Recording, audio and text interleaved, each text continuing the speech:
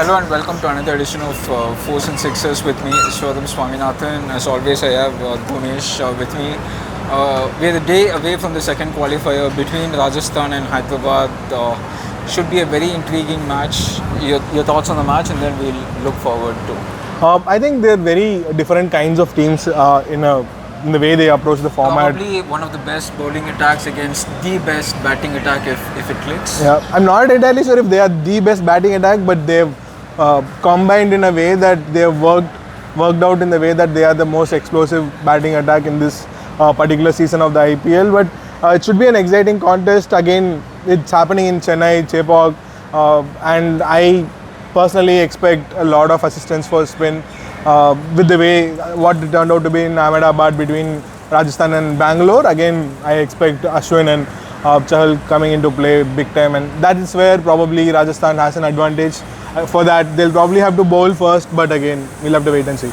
Could spin be negated if Rajasthan bowls second in what we expect? Again, could be heavy to you. It could be. Again, the other thing is that Abhishek Sharma is an excellent hitter of spin.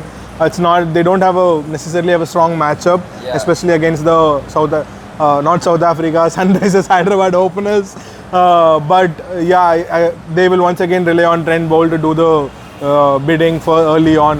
As much as Ashwin was the player of the match, it was Boult's spell which is instrumental in the early on in the power play. Head in Abhishek, they have a template that the whole world knows how they will approach.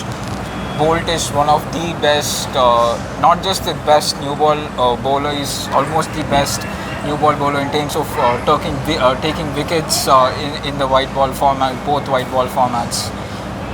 Do you think that there could be a plan to just play Trent Boult's first over safe?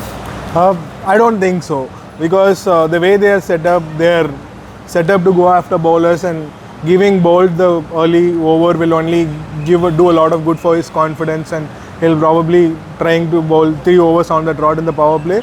So they'll try to take on the best there is and then set the tone for the rest of the innings. Obviously, you mentioned the two spinners, Chahal and Ashwin.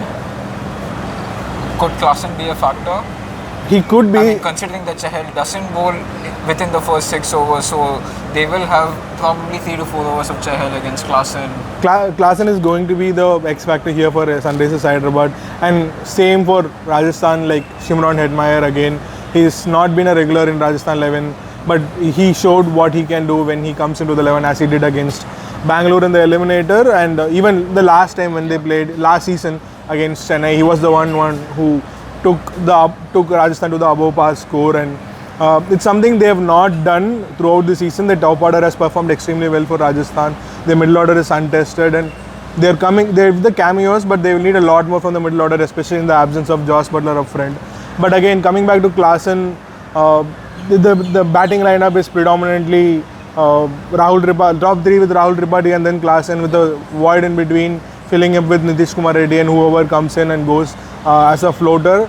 They would Shabazz, they do have options. Yeah. But it'll be critical for them to have the entry point of Klaasen after the 12th over, as we saw what would happen if he comes in early, and how much the total comes down when he gets out early as well. From Hyderabad bowling point of view, one battle I'm really looking forward to see is the one between Pat Cummins and Riyan Parag. Parag it is strange to say that, but he is flown under the radar a bit. This year, people are focused on Jaiswal, people are focused on Butler, but Parag is the batter in that middle order that has held the Rajasthan, not just innings together on multiple occasions. I would say that he's held the Rajasthan batting together on a lot of matches this year. I think that could be one key battle. It will be one key battle, but again, Parag will be tested because he has a fixed template in the way he plays his shots. And Pat Cummins' back of length deliveries will be difficult. Just back of length. I've noticed that he's bowling a lot of the length that we saw in Ahmedabad in the World Cup final. Sorry to mention that. Where it was just slower ball bumpers into the surface, people not able to generate pace. That could be a factor here, I think. Yes, it could be. And again, the other thing is that this is not necessarily one of the smallest grounds in the league. Very even boundaries, at least 65 meters. So the square is pretty even here, unlike the game against in Ahmedabad or even in other venues as well. So he will be key, but again the other player who will be crucial will be Natarajan. He's been instrumental in the death, but again he's operated an economy of over 9. Yeah. Here you should expect him, and could well be Jaydev Unadkat to come in with the cutters, especially in this time of the year here in Chennai. Obviously, I think Markande was their main spinner in the beginning of the year. They have now moved away from Markande. They've brought in Vyaskanth, who's been decent without taking a lot of wickets. How do you see Vyaskanth versus Rajasthan middle order shaping up? It's still too early to see how that matches up because of he's played a relatively fewer number of games. Because it's also a selection I might not necessarily agree with, because I feel that if they play Markande, they might as well bring in someone like Glenn Phillips, who could strengthen the middle order and make the batting a little bit longer while being as effective as in the bowling department as well. He can also bowl, and again the other thing I don't understand is substituting someone like Abhishek Sharma as an impact player when he can chip in with a few overs. But again, they have their plans. It will be interesting to see how that contest pans out. Moving on from the match tomorrow, let's talk about the identity of one of the finalists, Calcutta. What do you expect from them? I mean, I think they'll play their own game in the final, irrespective of who qualifies for it. They are the strongest team in this league on paper as well. But like SRH, what has worked for them is that they have been able to execute their plans to the T. So much that they have not had much contribution from Andre Russell as well as Rinku Singh in the batting department. What probably went under the radar is Russell's bowling. He has double digits of wickets, close to 15 wickets he has, and when you have a fast bowling all-rounder who can also bat later in the middle order, that gives a kind of cushion, especially with Sunil Narine batting, which essentially means they'll probably playing with 12, 13 including the impact player. And they've also, what will be interesting to see is how Shreyas Iyer probably comes up, where he bats in this particular surface. He is best suited for this kind of surfaces, and Chennai is they'll have happy memories here. They won their first title at this venue more than a decade ago, and they are one of the strongest contenders. And irrespective of whoever goes into the final from Rajasthan versus Sunrisers Hyderabad, they are a clear favourites for the final. Obviously, we'll finish with one of their overseas players. Just in terms of their roles, both Phil Salt and Rahmanullah Gurbaz are essentially players who will look to take on the bowling in the first 6 overs. But where they probably differ is that Salt is more established, more of a power hitter, can access different sides on both sides of the wicket. Gurbaz is probably not there just yet.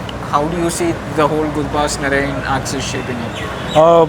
They just have one match to go. I think they'll just stick to what they did in Ahmedabad, try to maximize the power play, and from there on let other batters take over like Shreyas Iyer or Rinku Singh, whoever comes in to carry forward the momentum that they have. Again, the other player who have probably gone under the radar is Ramandeep Singh, who has an excellent strike rate, who's consistently revived KKR whenever they needed in the middle order as well. So up front, it's very clear to set the tone early on in the power play, try and maximize the power play. And Chennai is not necessarily the best suited surfaces for Sunil Narine, so they'll just try to do that and hand it over to the other batters in the team. You mentioned Rinku Singh. So the final is on the 26th. Last date for the final set of 15 will be on the 25th. Do you expect Rinku at all to be there?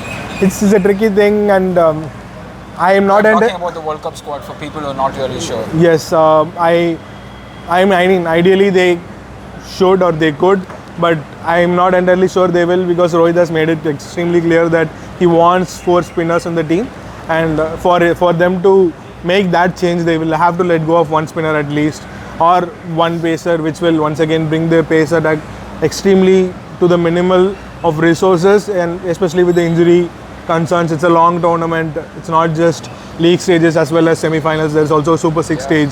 So Super 8 stages. So I don't think they will be able to. They will be making that change. But then again, he will be the travelling reserve. So they can obviously swap in whenever they want if needed later in the stages. All in all, so, it should be a fascinating event. Not just the World Cup, the second qualifier as well as the final. That's all for another edition of Fours and Sixes. Thanks for watching with me, Swaroop, and Gomesh, bye. bye bye. Stay safe.